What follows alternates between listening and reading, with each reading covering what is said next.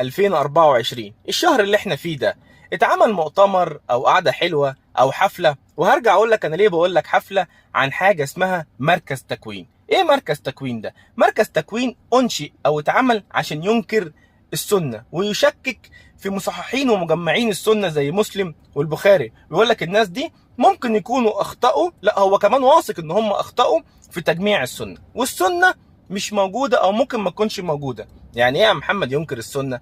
قال لك انا مؤمن بكتاب الله فقط لا غير، السنه لا.